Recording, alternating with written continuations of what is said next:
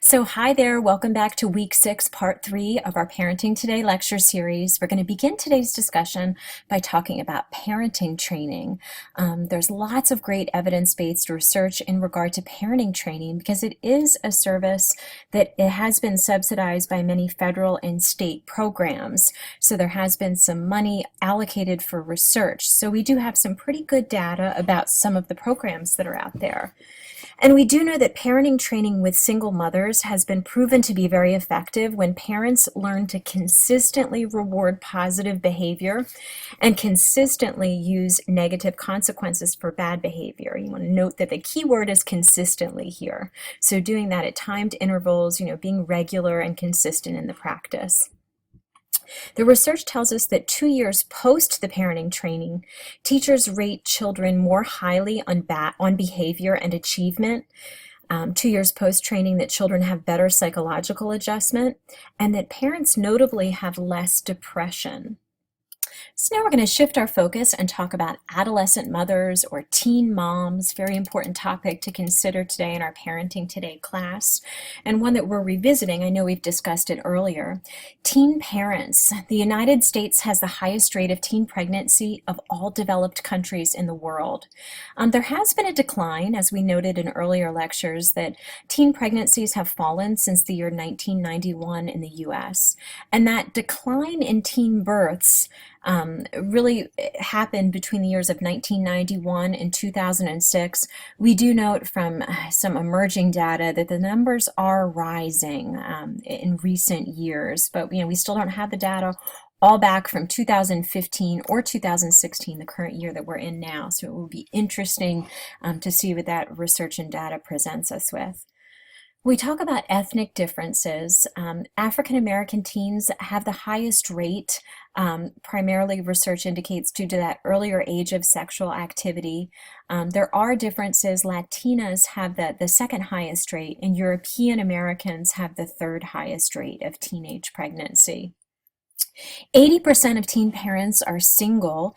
Interestingly, 19% of these pregnancies are planned. Teens really often lack independence and self-esteem. Many times teenagers are sort of getting pregnant either with a conscious or subconscious wish to have that unconditional love, someone to love them unconditionally, not fully realizing that as a parent, that's a parent's job to be that source of unconditional love, not necessarily the child's. Most children don't come into the world knowing how to love a parent. That is something that, although it's innate, has to be taught through behavior with the parent, being the primary source of love, especially in the beginning. 50% of teen parents terminate pregnancy. 4% give the child up for adoption. We do know that the teen parents usually reside with their own parents or families of origin, and grandparents are really responsible for helping to support the mother learn how to parent and not take over. Most teens parents live with their own parents well into their 20s, which can have some negative outcomes in terms of just behavior and boundary setting. I know over the years I've done a lot of work with teen parents and their parents, and there's a lot of work that needs to be done in terms of setting boundaries, who has authority in the family, who makes rules and things like that, which can be lifelong sort of a sticky struggle for many teen parents and grandparents. There are risk factors for becoming a teen mom that the data shows us. And as we review the literature, we can see that some of these risk factors include being the child of an adolescent mother, living in a single parent home, poor education of parents, poverty, huge risk factor for becoming a single mom. Also the neighborhood that you live in. So living in a high poverty area where there's high public assistance places teens at a greater risk for becoming a parent during the adolescent years. Having a higher risk of sexual abuse also puts someone at a greater risk for becoming pregnant as a teenager. The recent research tells us that 65% of teenage moms are victims of sexual abuse or have experienced sexual abuse during their childhood. In terms of family dynamics when teens parents, there are different dynamics that we can note here. Many teen parents are disengaged from each other and from their family as a whole. There's a lack of affection and a general lack of monitoring. Some challenges for teen parents include completing an education, finding a job and a well-paying job at that, a lack of parenting skills, a bit dependency on their own parents, then that's both financial dependency as well as emotional dependency, also having unstable partners. There's stress plus inexperience can cause teen parents, as we said, to be less sensitive, less responsive to their own children's needs, to have unrealistic expectations of children, to expect children to behave in ways that are more mature than maybe children's brains are designed to be. This combination of stress and inexperience can also cause teen parents to provide less appropriate stimulation and verbalization for early childhood kids. And it can also be a risk factor for rough or abusive behavior. And so continuing our conversation about children of teen parents, the infants are really described as fussy or difficult by 67% of teen parents, and 63% of these infants fall into that category of insecurely attached. So when we talk about the toddlers and school-age children who are children of teen parents, in terms of 72% had at least one language and cognitive delay. Many of the children have socio-emotional problems with anxiety and aggression. And looking at the adolescent children of teen parents, many have self-regulation problems, especially related to impulse control and emotional regulation. They're at risk for teenage pregnancy themselves, and really they tend to lack parental skills if they should become teen parents because they haven't, received those parenting skills from their own parents. So it's really hard to model something that you haven't experienced yourself. Talking about gay and lesbian parenting, 33% of lesbian couples and 22% of gay couples have children. Research has shown there are no major differences in child rearing practices or child development outcomes. The children of gay and lesbian parents are not more likely to be homosexual, but there is more research needed in this area because we do need to be able to find more data. Hopefully there's going to be some more money allocated for this and more people that are interested in doing this type of research. There are definitely socialization differences in the research that we do have in regard to gay and lesbian parenting. Gender roles are not as pronounced, they're more fluid. Childcare duties tend to be shared more equally, which is actually tends to result in positive outcomes for both parents as well as the children. Both partners report being more satisfied with this arrangement than gender traditional couples. Gay and lesbian couples often have less support from their families, and this is unfortunately due, to a lot of discrimination and oppression that gay and lesbian families face. Lesbian mothers tend to be more aware of what children are doing. It's possibly a protective mechanism, knowing that these children could be faced with discrimination and oppression out in the community. There tends to be a greater exposure to teasing and bullying, but often children develop strong coping mechanisms. Moving on now, talking about adoptive parents. The reasons for increased demand for adoptions is that 2 to 4% of children in the United States are adopted. So there aren't really a lot of newborns per se up for adoption in the United States. 50% are adopted by relatives or kin within the United States.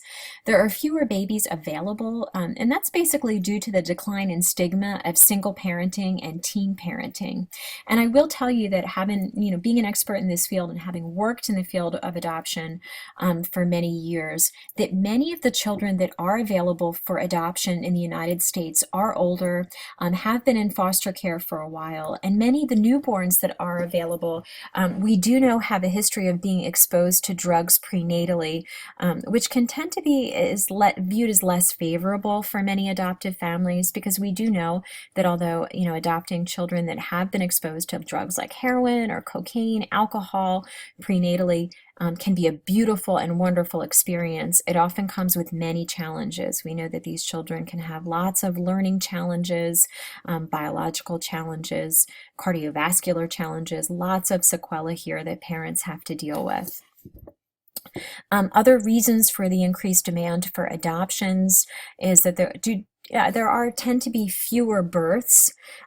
Also in this country, in the United States, we used to be much more restrictive about adoption. So used to be that there was no transracial adoptions. When I first began working in adoptions, gay and single adoption was prohibited in the state of Delaware. And older adoptions, that is adoption by where one part of the couple or both members of the couples are older, maybe in their 50s, there were really strict guidelines on that, which many have eased up over the years. In terms of adoptive parents, they do have to prove that they're fit parents. In most states, there's a pretty rigorous home study process that adoptive parents need to go through, having a social worker or a team of social workers interview the parents. In most states, it's supposed to be at least 4 different contacts. Some agencies are much more rigorous, and they may want to meet with the family at least 10 times. Families may be required to do several hours of adoption education. And what we do know from research is that most adoptive experiences are positive for both parents and children. In terms of types of adoption, there's private adoption, and that deals usually with adopting infants, approximately 46%. There's a very high demand for infants because of infertility, and a myriad of other factors. Children can also be adopted via the child welfare system. It typically involves adopting older children. Only 2% of infants are available nationwide via the child welfare system. In terms of the types of adoption, there's closed adoption, and that's when adoptive parents have virtually no contact with the birth mother, and the birth mother gives up or terminates all rights to the child. In an open adoption, both adoptive and birth parents have greater access to each other. The birth mother remains in contact with the adoptive family, either in actual face-to-face visits or writing letters, talking through a web-based, Skype-based type of a video conferencing platform. And the adopted child may participate in birth mother's activities. It sort of removes that secrecy and that stigma of adoption. Research tells us that this has better outcomes for the birth mother. Another beautiful thing that comes out of this is that adoptive parents have access to very important information, which includes medical history, which doesn't always happen in a closed adoption and can be problematic in the case of medical problems. Another very important topic here involving transracial and international adoption. There are some worries here about identity confusion. It's mitigated by parents promoting positive racial identity, and it's required for parents adopting internationally to really come up with a plan. How are they going to incorporate that child's race or heritage into their childhood so that child can help retain that for the lifetime?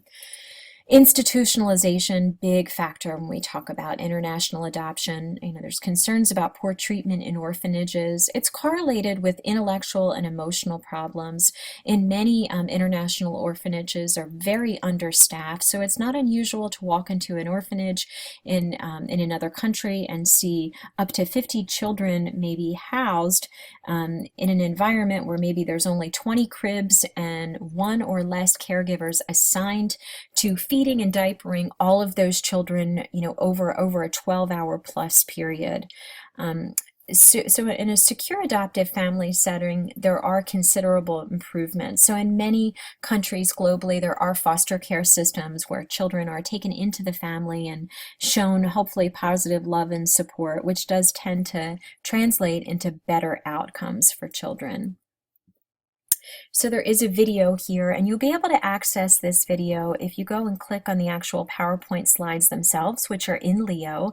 I encourage you to watch it, video in regard to Romanian adoptions. In the 1990s, the horrific conditions of Romanian orphanages came to light. So in this clip that you'll see outside in Leo, you can observe the abnormal behaviors that children can develop as a result of institutional neglect and the lack of attachment. So I encourage you to take some time to watch that video. I'm going to end this particular part in the lecture series, and I look forward to catching up with you in the next part.